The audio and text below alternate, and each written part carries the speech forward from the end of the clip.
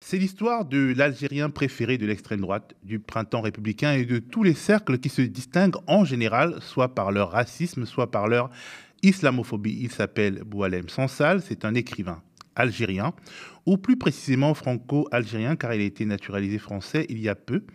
Il a été arrêté alors qu'il séjournait dans son pays d'origine. Plusieurs jours sans nouvelles de Boualem Sansal, c'est par un article de l'hebdomadaire français Marianne que Le Monde apprend son emprisonnement en Algérie. Un article du 21 novembre dernier, 5 jours après son arrestation dans le plus grand secret, à la sortie de son avion à Alger.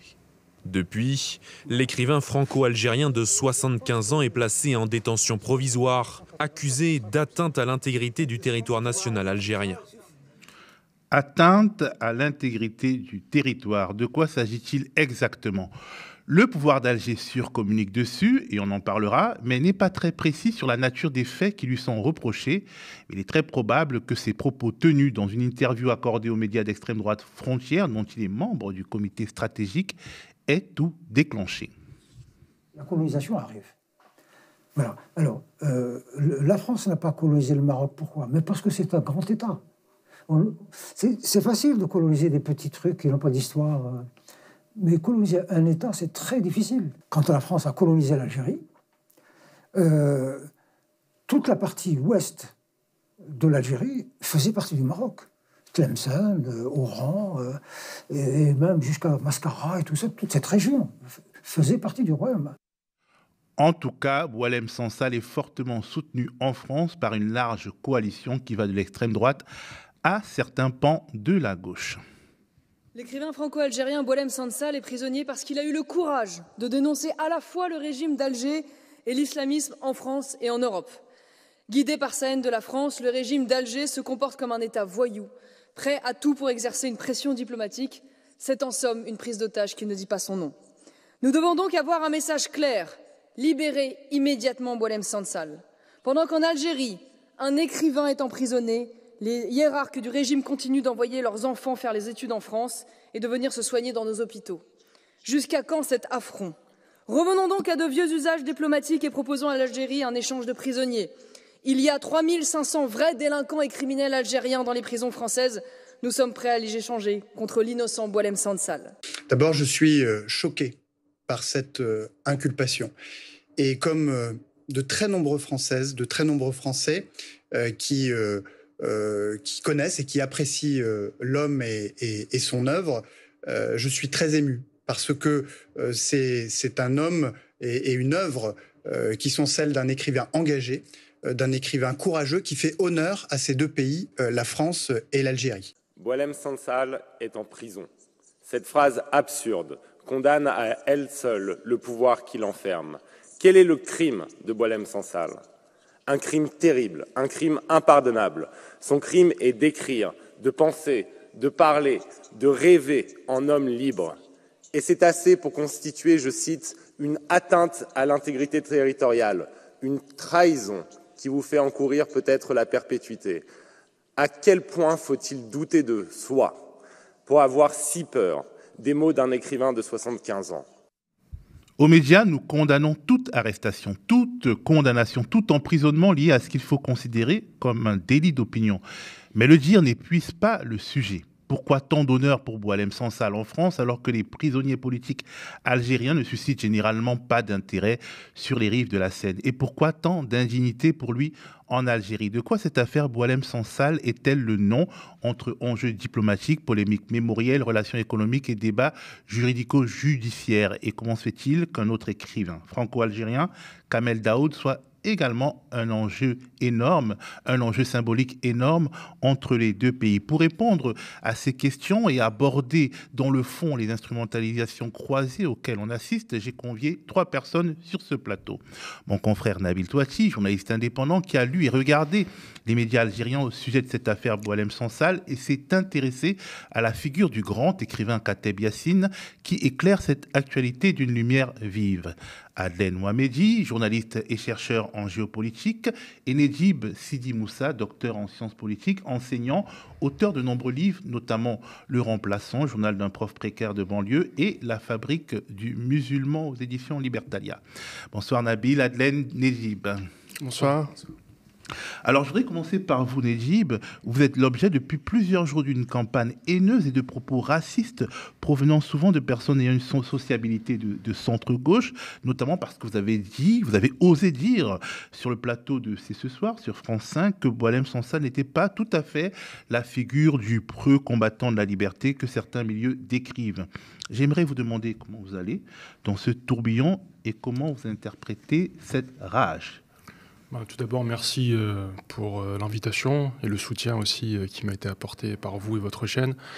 J'aimerais dire aussi que je n'ai pas été le seul à avoir été attaqué par la meute haineuse. Benjamin Stora a aussi fait l'objet d'attaques de la part des judéophobes qui existent encore, ne l'oublions pas.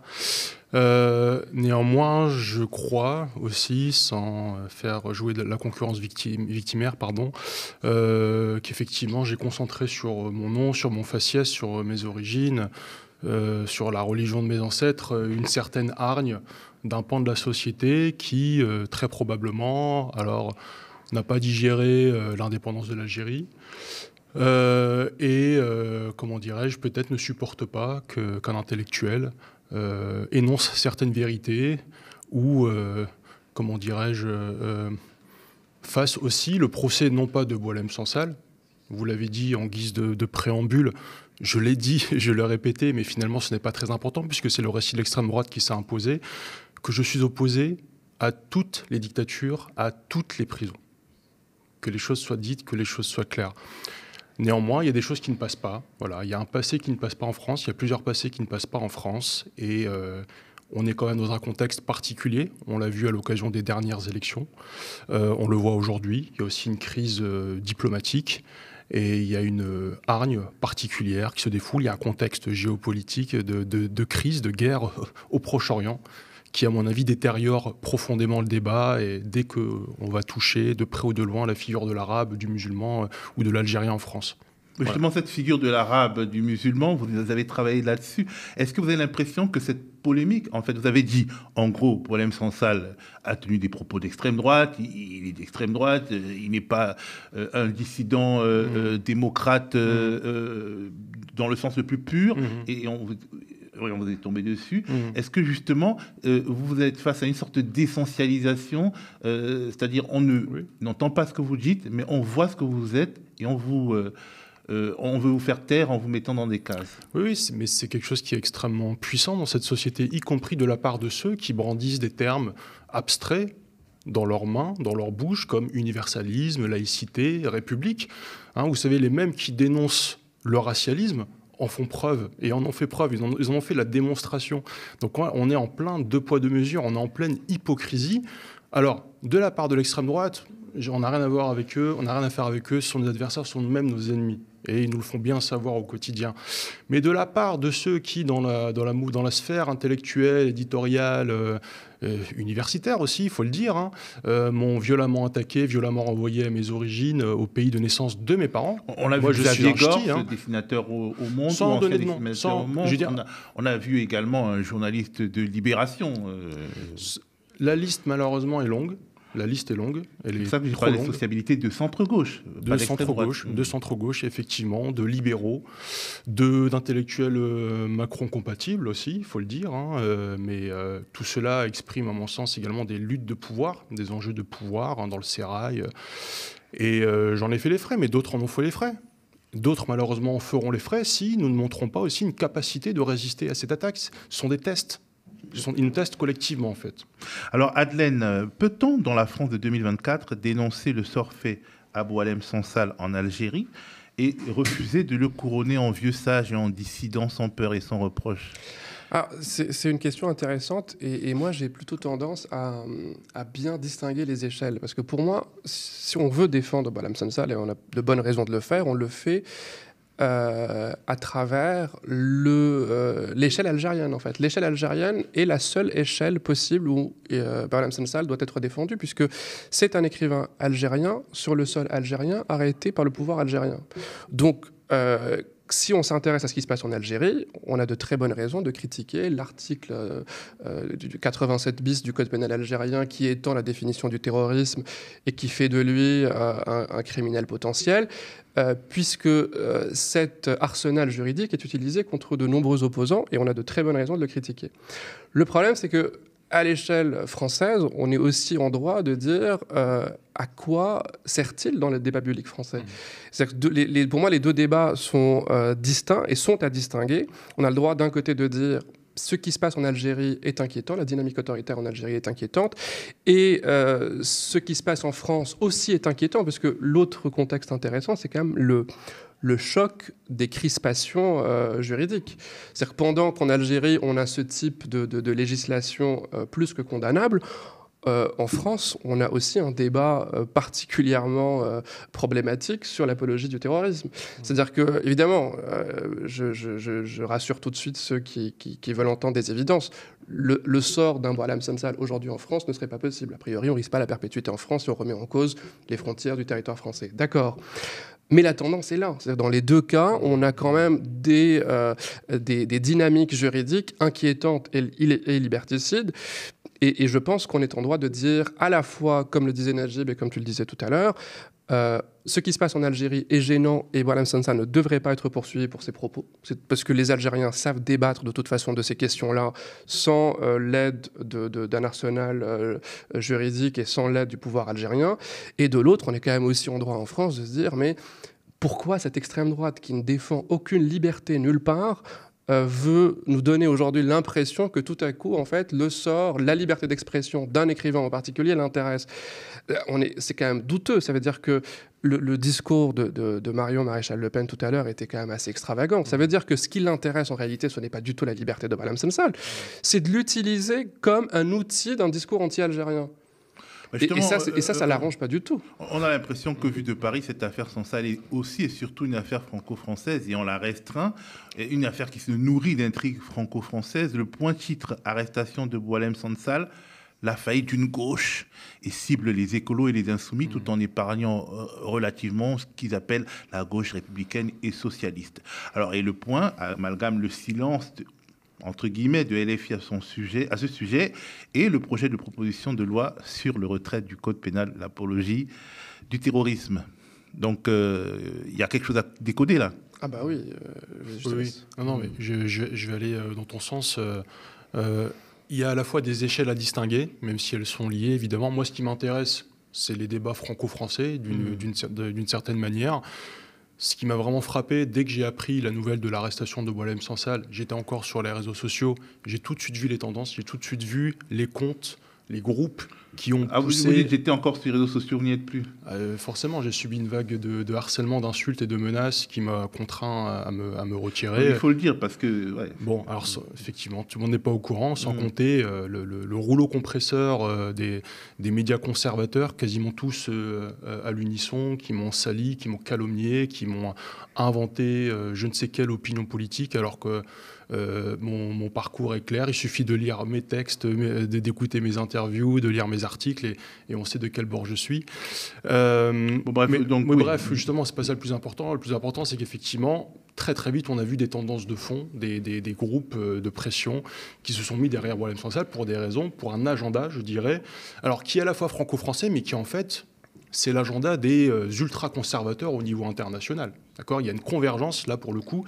L'internationalisme des nationalistes, il est extrêmement fort. On l'a vu lors des dernières élections européennes, lors de cette fameuse réunion en Espagne, où on convergeait les extrêmes droites états-uniennes, portugaises, françaises, israéliennes, etc., etc. Et ils ont un agenda.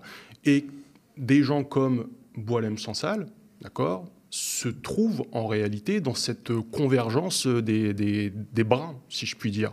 Donc, Il suffit là aussi, peut-être que moi-même je n'avais pas été attentif auparavant, d'ailleurs là aussi je renvoie nos spectateurs à une interview que j'ai donnée avant son arrestation, à un texte aussi que j'ai écrit avant son arrestation, où justement je m'interrogeais sur le rôle de ces figures de la diversité réactionnaire dans le paysage médiatique français. De plus en plus nombreuses. De plus en plus nombreuses, justement. C'est-à-dire que les conservateurs ont compris qu'ils ne pouvaient pas pousser cette tendance au changement de la société française, et heureusement que la société française change, visiblement ça en dérange beaucoup, mais précisément pour appuyer un agenda anti-immigré, anti-musulman, anti-féministe, etc., anti-progressiste, eh bien, ils ont besoin de faire valoir de porte-parole qui vont justement dérouler cet agenda ultra-réactionnaire pour justement ne pas se faire accuser en retour de racisme. Parce que, bon, voilà, on a sorti la carte.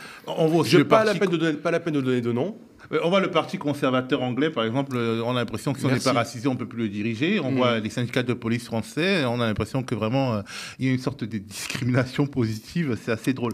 Alors, Nabil, tu t'es intéressé à ce que disent les médias algériens officiels, officieux et plus rarement indépendants au sujet de cette affaire Boualem Sansal, et tu nous as concocté une petite revue de presse. Oui, j'ai constaté qu'en Algérie, l'ampleur de l'écho médiatique sur l'affaire Sansal est aussi fort qu'en France. En tout cas, depuis que l'APS, l'agence de presse gouvernementale algérienne, a confirmé l'arrestation de Sansal dans une dépêche qu'elle a publiée le 22 novembre, soit quand même 6 jours après son interpellation à l'aéroport d'Alger. Alors, l'agence a mis en ligne vers 17h un texte particulièrement virulent.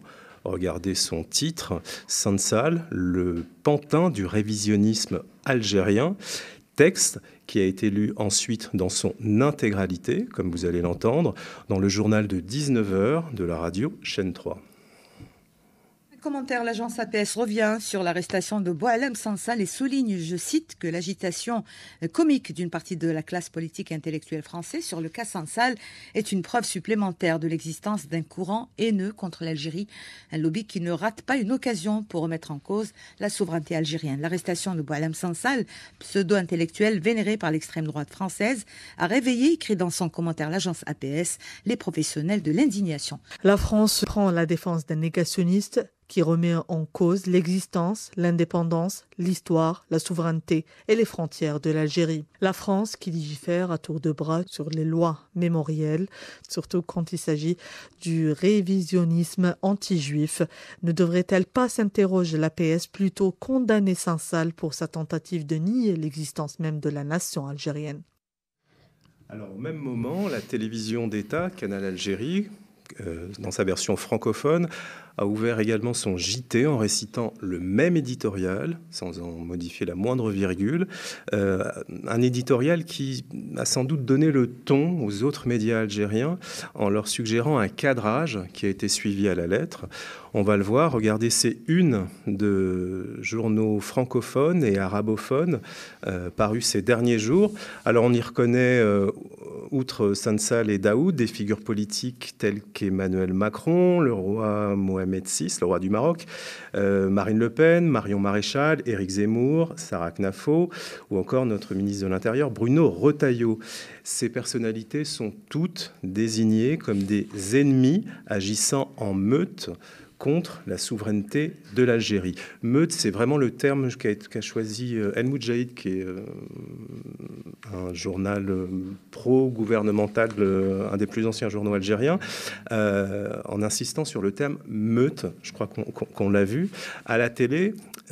Pendant ce temps-là, à la télé, sur tous les plateaux que j'ai regardés, les commentateurs listaient les mêmes griefs à l'encontre de Boualem Sansal.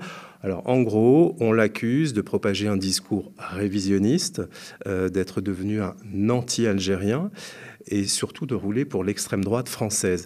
Mais alors, jamais, à aucun moment, son interpellation n'a ému quiconque. Le principe même de sa mise en détention n'est pas remise en cause à aucun moment au nom du respect de l'état de droit. Alors, parmi les angles quand même d'attaque un peu plus originales que j'ai pu trouver, il y a eu cet intervenant, Ahmed Ben Saada. Il est écrivain et il compare Sansal et Daoud à des supplétifs d'Emmanuel Macron. Autrement dit, il leur reproche d'être des collabos. Écoutez-le sur la chaîne publique Al 24 News. Le président Macron, lors de sa première visite en 2017, visite officielle en Algérie, il avait ramené avec lui Boualem Sansal et Kamel Daoud, alors qu'ils n'étaient pas français, ils étaient algériens. Ce qui est absolument étonnant. Comment on peut venir en Algérie avec deux auteurs qui sont algériens et les ramener en Algérie? C'est assez surprenant. Mais on comprend tout lorsque on sait que ce sont deux informateurs indigènes qui sont très importants pour le dispositif de M. Macron, de son dispositif, de la politique, en fait, de tout le système politique Macron qui cherche justement à nuire de manière très visible, d'ailleurs on l'a vu avec sa position sur le Sahara occidental, à nuire à l'Algérie.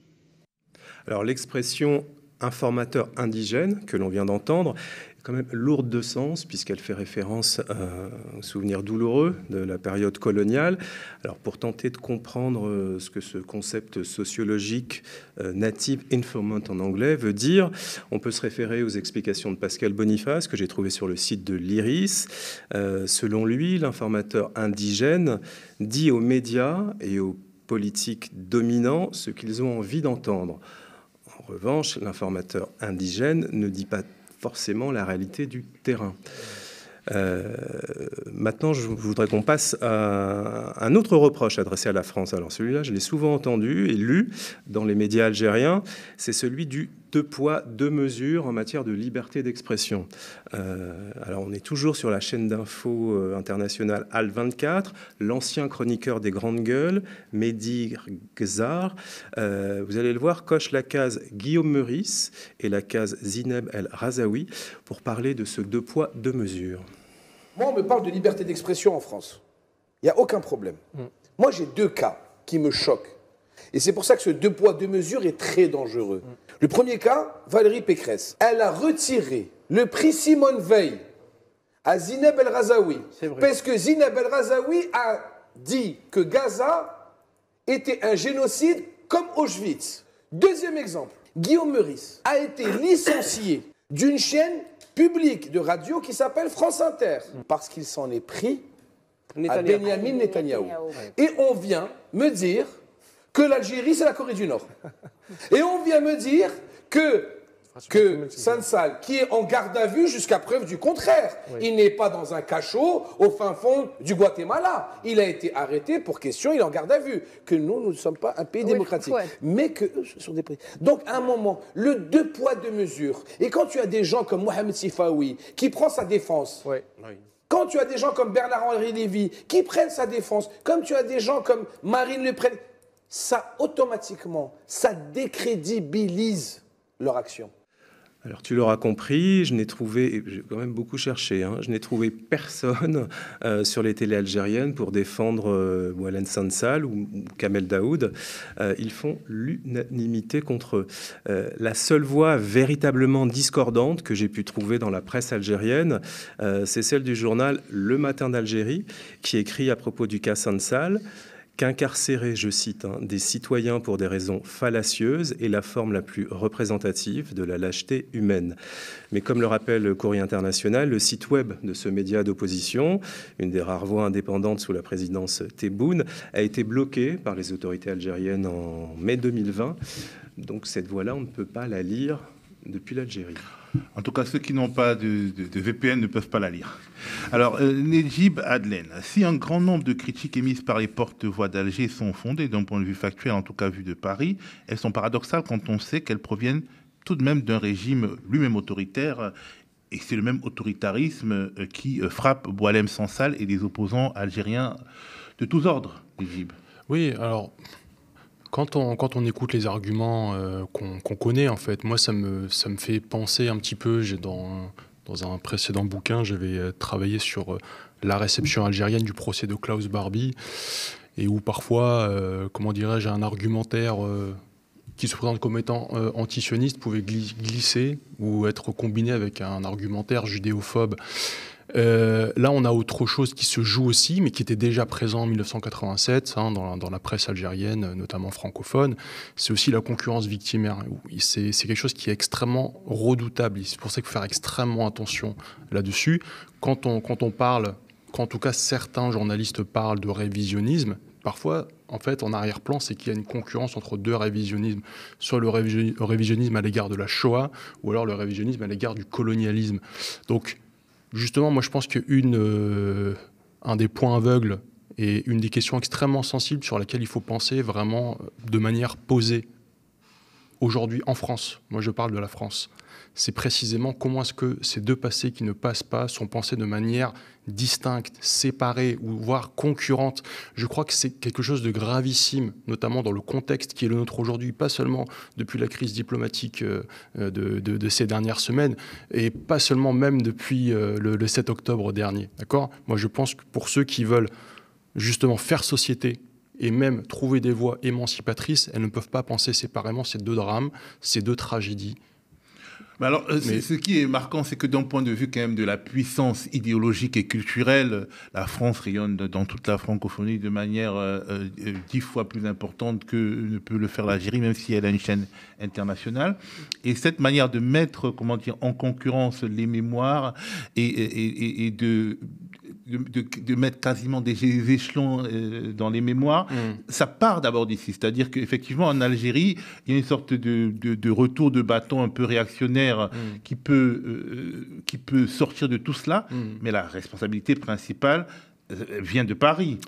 Non, mais là encore, évidemment, on peut c'est ce qu'on a commencé à dire, c'est ce qu'on m'a reproché d'ailleurs. Il y a un problème français à l'égard de l'Algérie, à l'égard du passé algérien, à l'égard de la diaspora algérienne, à l'égard des personnes d'origine algérienne. D'ailleurs, là aussi, moi, mon grand malaise, quand cette campagne de solidarité à l'égard de Boualem Sansal a commencé à être diffusée et propulsée par la droite de la droite, ou en tout cas, et aussi par certains de leurs alliés de gauche, on se rend compte, et jusqu'à aujourd'hui, que la revendication de la libération de Boualem Sansal, non seulement c'est pour régler des comptes avec l'État algérien, et derrière, en fait, c'est un régler des comptes avec l'anticolonialisme, pas avec le colonialisme, bien au contraire, mais aussi pour régler des comptes avec la diaspora algérienne en France, avec les binationaux. Je crois avoir vu des articles où on commence dans la presse réactionnaire et conservatrice à faire le procès de la binationalité.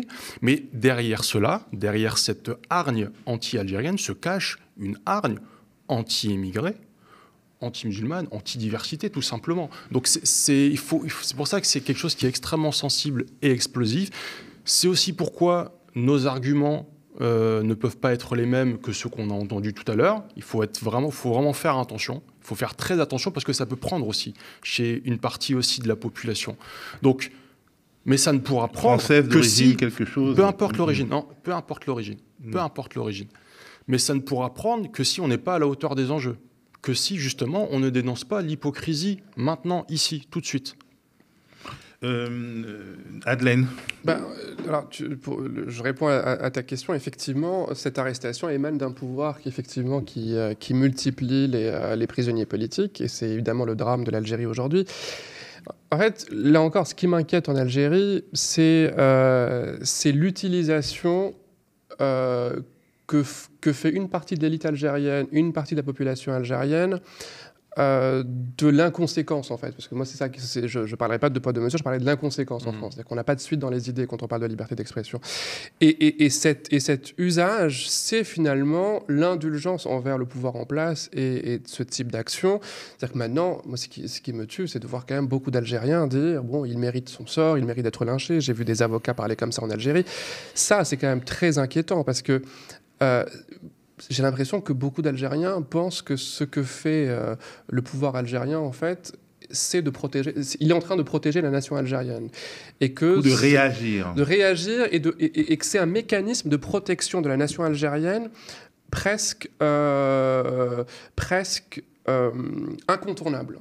On oublie quand même que ces nouveautés juridiques en Algérie datent quand même de 2020-2021, c'est-à-dire de l'après-Hirak, après soulèvement populaire, et que c'est fait quand même pour la survie d'un pouvoir en place, qui est par définition contingent. C'est pas toute la nation algérienne qui est menacée par les intellectuels, les journalistes, les écrivains. C'est un pouvoir en place. C'est pour ça que les gens, je pense que beaucoup d'Algériens devraient quand même se poser les questions dans les bons termes. quitte à s'éloigner un petit peu des débats ou de la relation franco-algérienne, puisque la question de la liberté d'expression en Algérie est aussi une question purement algérienne. La plupart des prisonniers politiques ne pensent pas comme Boualem Sansal.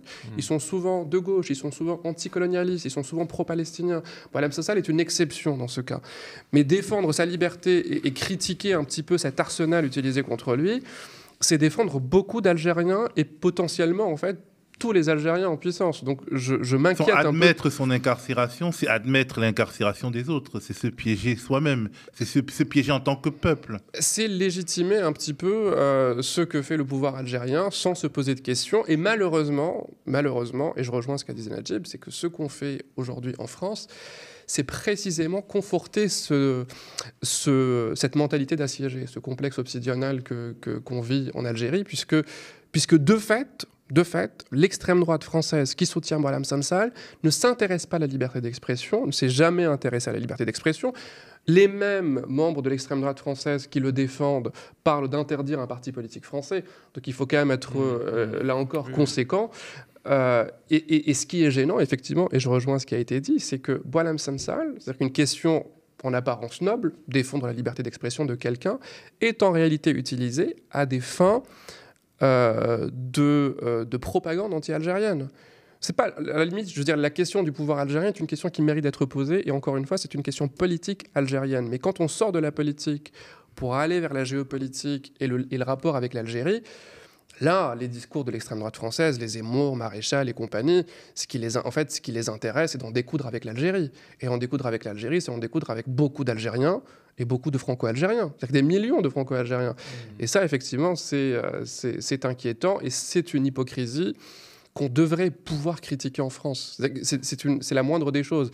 Et effectivement, quand Najib le fait, il subit un torrent d'insultes, alors que c'est pour moi la moindre des choses, puisque c'est une évidence. Et encore une fois, ce n'est pas le protéger, et ce n'est pas protéger les prisonniers politiques en Algérie, en Tunisie, au Maroc ou ailleurs. Alors, Nabil, que retiens-tu de ta propre exploration des médias algériens? Parce que tu t'es farci des heures et des heures de rush, si on va dire. Son intensité et sa durée. Alors, j'ai situé au 22, le moment de la dépêche est sortie de l'agence officielle. Mais j'ai regardé hier soir, je crois que c'était sur Al24 News encore, il discutait, il débattait pendant de longues minutes sur la une qu'a fait Libé ce week-end, où il titrait Sansal, l'otage du régime algérien. Ça n'a pas faibli, malgré cette longue durée, ça n'a pas faibli. Moi, ça m'impressionne. Et c'est leur unanimisme, voilà, qui m'a étonné. C'est-à-dire que dans un débat d'idées, il s'affiche comme un régime démocratique puisque des débats sont organisés dans les médias, où finalement tout le monde défend la même opinion, tout le monde semble à l'unisson. C'est un peu le rêve de celles et ceux qui, en France, ont voulu faire taire Najib, arriver à un paysage médiatique où, en fait, tout le monde dit absolument la même chose. Qui arrive après aussi des années de censure et de verrouillage de la vie politique et médiatique en Algérie. Oui, je me rappelle de l'époque où j'avais des cheveux, il y avait quand même beaucoup de diversité dans la presse algérienne. Alors, la diversité, des opinions, je l'ai entendu sur des débats sociétaux. Par exemple, dans l'équivalent un peu du TPMP, on va avoir un extrait tout à l'heure en parlant de Khatab Yassine. Sur la partie, on va dire, politique, là, ils étaient tous d'accord. Le seul chroniqueur qui n'était pas d'accord en disant ce sujet n'est pas intéressant s'est fait rabrouer, il a dû se positionner. Mais ensuite, sur le sujet sociétal... Oui, absolument. Sur le sujet sociétal, il parlait de l'explosion, en tout cas la hausse du nombre de divorces en Algérie. Là, il y a une diversité d'opinions qui s'est exprimée. Là, il y avait une pluralité. Respiration. Voilà. Alors, si on abordait les enjeux diplomatiques plus solides, tout ça se déroule dans un contexte de tension lié au choix de Paris de préférer Rabat à Alger en tranchant sur le dossier du Sahara occidental. On a vu Emmanuel Macron à Rabat. Donc, il y a des enjeux diplomatiques, politiques qu'on ne peut pas occulter, Najib. Non, c'est sûr que ça aggrave, je dirais, la réception, ça exacerbe la sensibilité du dossier, indéniablement. À partir du moment où, encore une fois, la France n'est pas un acteur neutre dans la région, au Maghreb, en raison des liens de proximité, en raison du passé colonial, à partir du moment où l'Élysée décide de reconnaître, je crois que c'est les termes, la souveraineté marocaine sur le Sahara occidental, alors que selon l'ONU, le Sahara occidental fait partie des territoires à décoloniser, au même titre que la Nouvelle-Calédonie, au même titre que d'autres territoires. Mais aussi cette liste, évidemment, on peut la discuter, puisque d'autres territoires n'en font pas partie et où se pose aussi une question coloniale. Donc forcément, ça a créé une tension d'un point de vue diplomatique, mais je pense que, Madeleine, c'est davantage ton domaine que le mien. Mais encore une fois, ce qui m'intéresse, c'est vraiment la répercussion dans la sphère française. Oui, mais là aussi, il faut être capable, à mon avis, de bien penser, de bien poser les différentes échelles qui parfois s'articulent, parfois de manière explicite, parfois de manière un peu plus délicate. Est-ce qu'on peut parler de représailles diplomatiques, Madeleine ? Tu veux dire de la part de l'Algérie ? Oui, au moins d'un buzz qui met en évidence les mauvaises relations entre Paris et Alger. Oui, je ne suis pas certain que l'arrestation de Boualem Sansal soit directement liée à ça, mais oui, je rejoins... Parce que Boualem Sansal, c'est pas qu'il n'a pas fait que reconnaître la marocanité du Sahara occidental, il a même suggéré la marocanité de certains territoires algériens. Non, il a même été insultant à l'égard de l'histoire de l'Algérie en disant que c'était pas grand-chose, que c'était un peuple facile à coloniser. Donc c'est le propos qu'il a tenu. Encore une fois, moi je suis pour que les gens puissent dire des bêtises, mais ce qu'il a dit sur le plan historique est assez grotesque. Mais il a le droit de le dire. Sur le plan diplomatique, oui, je pense qu'on a une diplomatie française qui est un peu anesthésiée parce que on souffre un peu de lecture un peu court-termiste et un peu hâtive, parce que finalement la lecture française de ce qui se passe en Afrique du Nord est malheureusement assez simpliste. La lecture française aujourd'hui, qui est pour moi gênante, au-delà de ce que représente le pouvoir algérien et de ce que représente le pouvoir marocain, c'est en gros, le Maroc, c'est un État moderne, une start-up nation qui peut nous ressembler, un hub régional où tout va bien et il faut le soutenir. Une vieille nation. Une vieille nation, en plus ça ajouterait Boualem Sansal. L'Algérie, c'est un pays, c'est un pouvoir problématique, un pays qui a beaucoup de problèmes, à qui on peut faire à la limite entre guillemets des concessions mémorielles, mais pour le reste on va plutôt compter sur le Maroc parce que l'Algérie par ailleurs est isolée sur le plan régional. C'est un peu la lecture d'aujourd'hui. C'est, en gros, on donne l'impression que la relation franco-algérienne est presque sacrifiable, ce qui est quand même dangereux. Parce que pendant les législatives, on avait peur de ce type de discours à l'arrivée au pouvoir du Rassemblement national.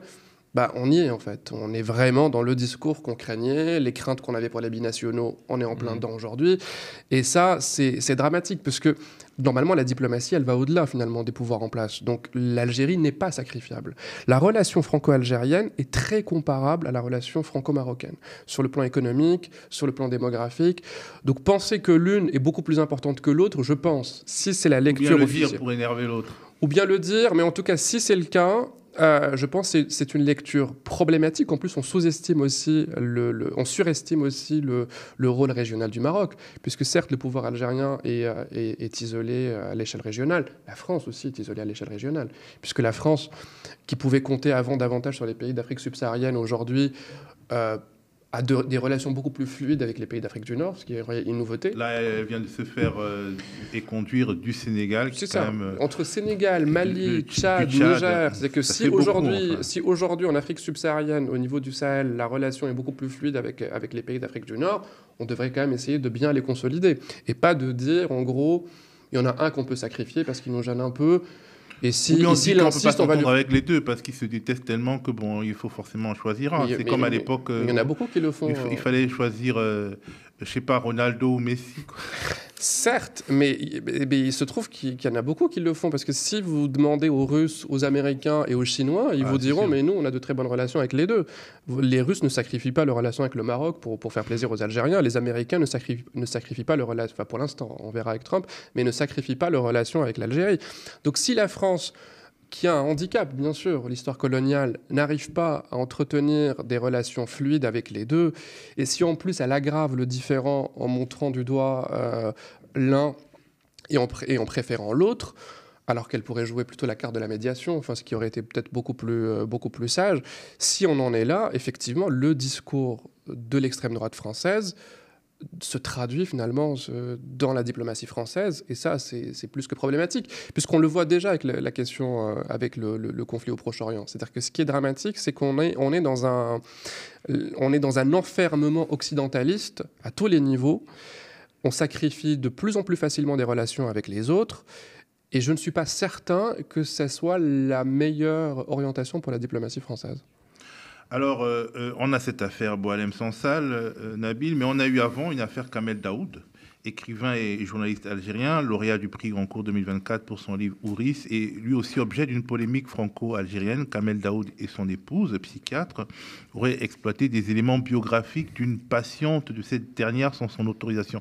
Dans les émissions algériennes, on en parle. Il y a eu des déballages, de témoignages de cette dame, de son avocate, etc. Cette histoire, elle est troublante, hein, ça c'est sûr. Mais Alger s'en saisit aussi peut-être parce que Kamel Daoud est Kamel Daoud. Alger, moi d'un point de vue médiatique, c'est ce que tu m'as demandé de regarder, ça a été l'émergence de l'avocate de la plaignante. C'est devenu la passionnariat anti-Daoud sur les plateaux télé. Et elle a multiplié les effets de manche, mais je crois qu'elle a fait le tour d'absolument tous les médias que j'ai regardés, avec en filigrane, apparemment, enfin, moi, de ce que j'ai compris de son discours, quand même quelques arrière-pensées politiques. Elle se dit un peu indépendante, enfin, elle dit qu'elle n'est pas manipulée par le pouvoir et tout ce qui l'intéresse, c'est de défendre sa cliente. Tant plus que le livre va marcher, donc il va produire... Enfin, il est en train de faire de l'argent, peut-être, sur cette histoire. Oui, mais ils annoncent beaucoup de rebondissements. Elle annonce déjà un scénario où elle a en réserve beaucoup de cartouches.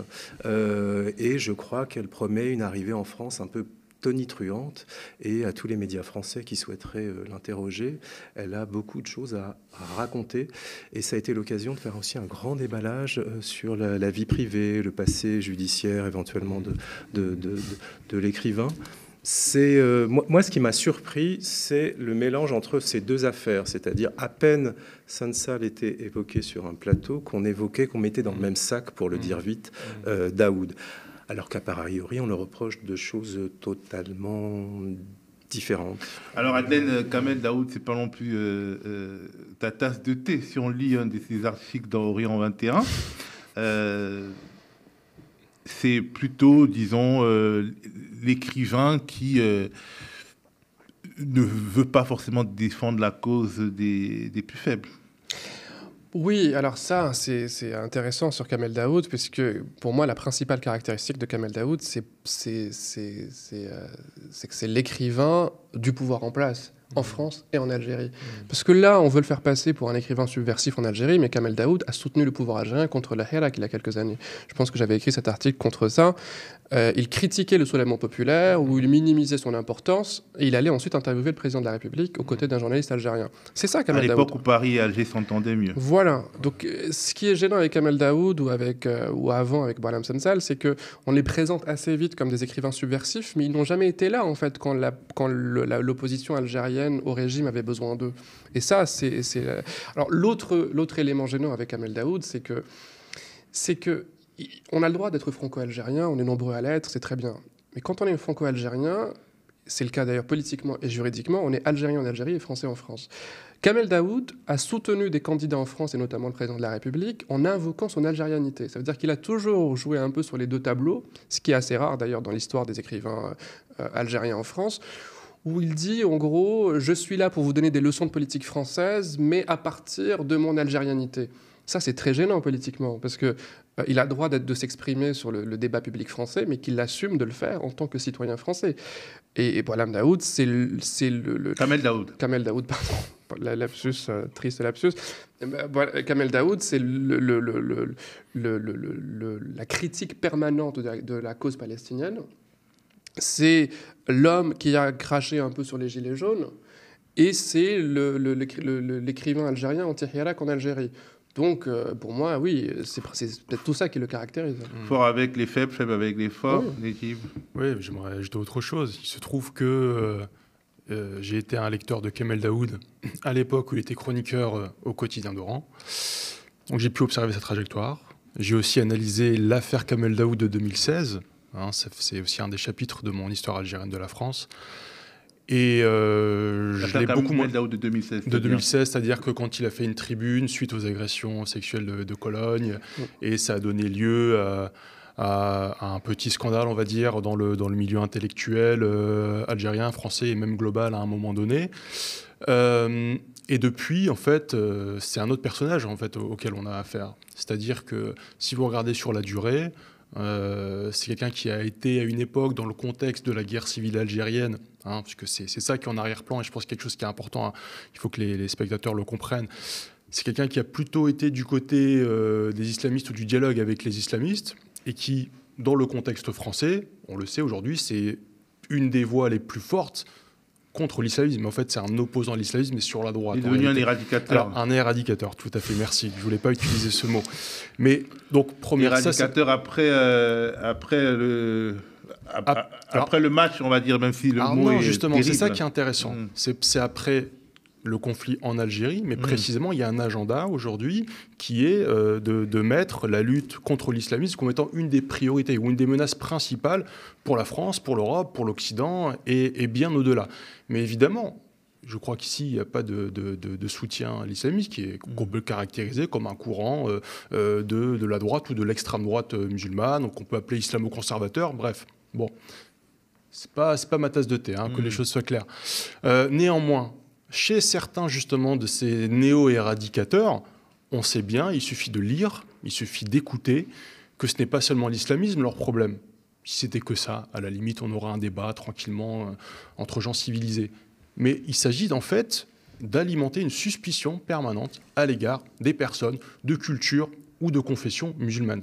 C'est ça l'enjeu aussi, d'accord ? Il faut bien le comprendre. Alors, toute cette histoire-là, Kamel Daoud, Boualem Sansal, cette double histoire nous amène à nous interroger sur la figure de l'écrivain algérien de langue française. Objet symbolique précieux, manifestement des deux côtés de la Méditerranée. Nabil, tu as suivi la trace à ce sujet du grand écrivain algérien dans l'histoire, Kateb Yassine, qui a finalement quelque chose à nous dire de son outre-tombe quelque part, parce que les mots restent et les mots devraient être utilisés, devraient être pensés aujourd'hui. Alors justement, ces mots, je souhaitais vous montrer comment le talk show dont je vous parlais tout à l'heure, le TPMP local de la chaîne One TV, TPMP mais sans les nouilles dans le slip, a ouvert la discussion sur son plateau sur l'affaire Sansal en lisant une longue déclaration du célèbre écrivain algérien Kateb Yassine qui expliquait en 1983 pourquoi, se sentant trahi, il s'était éloigné du milieu littéraire français et pourquoi il ne comptait pas retourner à Saint-Germain-des-Prés.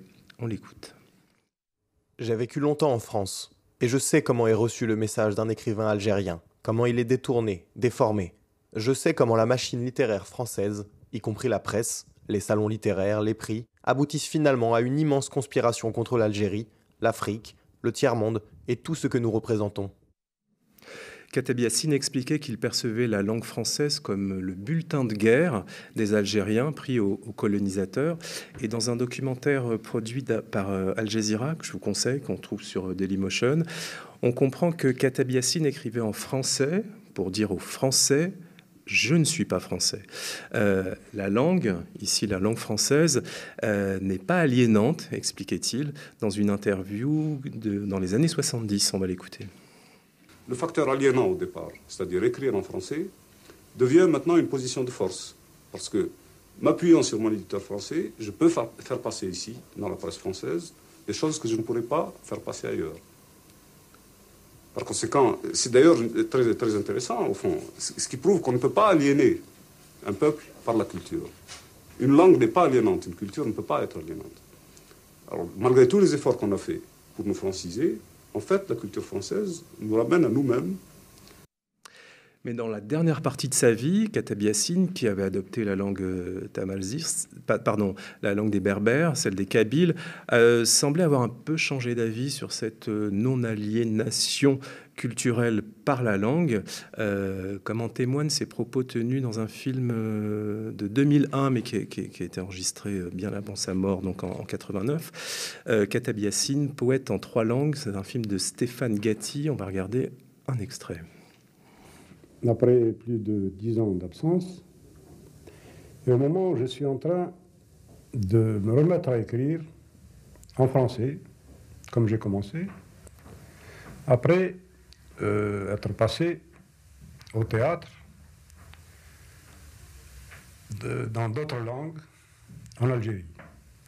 C'est difficile d'expliquer ça en peu de mots, mais je crois qu'il faut commencer par le commencement, c'est-à-dire en Algérie, lorsque j'étais à l'école française, et au temps de l'Algérie dite française. C'est-à-dire qu'en ce temps-là,